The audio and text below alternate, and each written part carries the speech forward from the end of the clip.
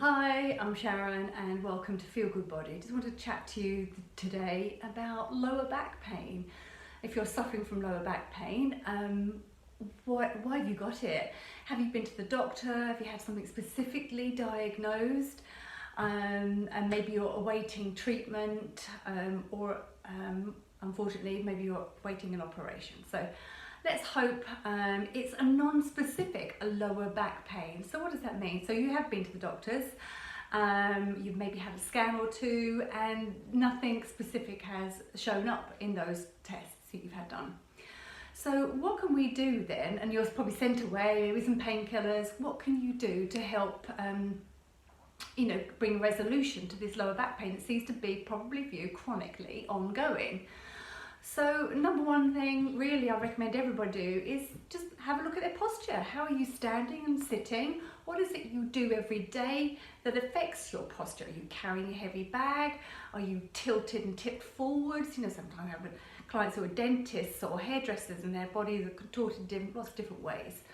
So is there something you're doing regularly every day that might be contributing to having a slightly odd off posture? And if it's nothing like that in particular, then we just need to look a little bit more specifically at what affects our lower back, and it's generally the angle of our pelvis. So what we're talking about is our pelvis needs to be sat more or less in a vertical alignment. That's not always the case for everybody. Some people have a tendency to have very slightly anteriorly tilted, especially when you're pregnant. The pelvis has to tip slightly more forward to allow baby to grow forward in front of you. Okay, and some people's just genetic makeup means the pelvis is slightly set forward there, or the other way, or slightly on a slight twist there. That it's just genetically how we're born. So let's just check that we're not standing in a way where our pelvis is tipped forward due to over tightnesses of some muscles and weaknesses in others. So the tilt of the pelvis will come about over time just through sometimes our awareness that we shouldn't stand like that or sit like that, or just a postural position. So we sat down at an office all day like that and probably your lower back is slumped down there, isn't it? Maybe when you're standing it goes the other way, kind of tilts slightly forward and you feel like you've got an over dip in your lower back there.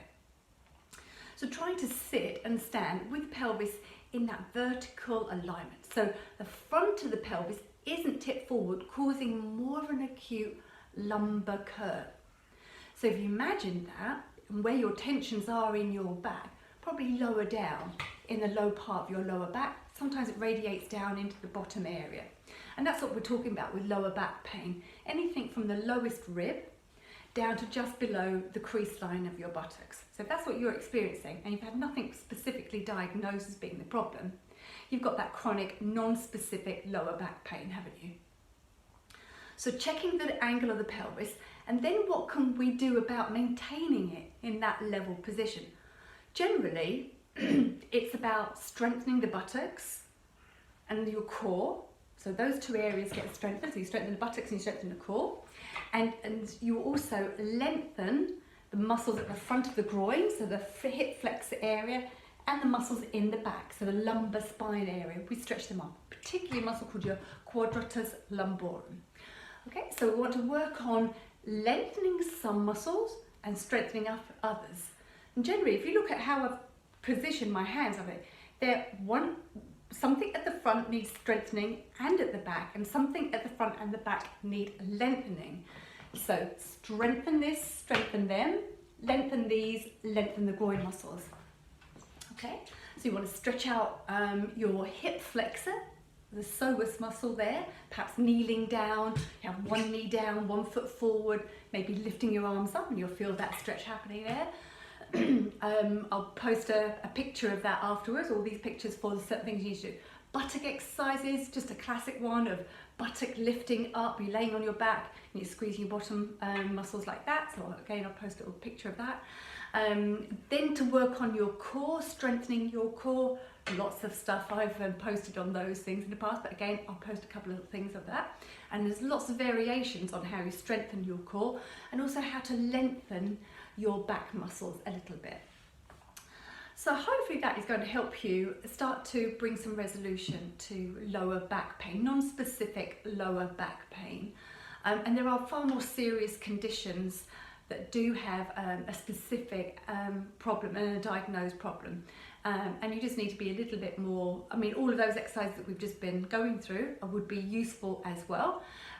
But we need to make sure also that we're stabilizing our spine as well. So I like everybody to try and perform core stability exercises and core strengthening exercises. And they're two quite different things, okay? So core stability is when you're not moving your spine. So how stable can you keep the spine while, say, you move a leg, you move an arm. So the classic one would be a quadruped position. So the all fours, again, I'll post a picture of this one. You're on all fours and you lift an arm and a leg. So in Pilates, that would be called swimming on all fours, or bird dog. I think that's another word for another sort of fitness regime. You might call it bird dog. That would be great. So you're trying to take yourself off balance, and you have to work hard. Your core has to work hard at trying to maintain that stability. So that's your core stability. And there's lots of different things you can do on that. You could lay lengthways along a foam roller. Again, that would be challenging you that a little bit more. And then you have your core strength. And that is when you move your body, because that replicates life, doesn't it? You know, bending down, picking something up, twisting, turning around. That, you know, have you got the strength as well to do that? So you want to strengthen your obliques, strengthen the front muscles here at the back, strengthen the back as well. So that's when you need to do your back exercises, more in for your tummy, like classic kind of sit-up exercise, the obliques. You could do a moving side plank, so we take the hip down and up, or you're either a forearm or a straight arm plank there on the side. Lots of variations to challenge your core strength. So can you understand the two things? Difference between core stability, we're just trying to create stability in the spine, and also core strength, where we have create strength and to be able to move and get around with our normal day-to-day things. So thanks for listening, everybody, and I hope that helps. I will post some pictures too to go alongside this. Okay, thanks very much and have a good day.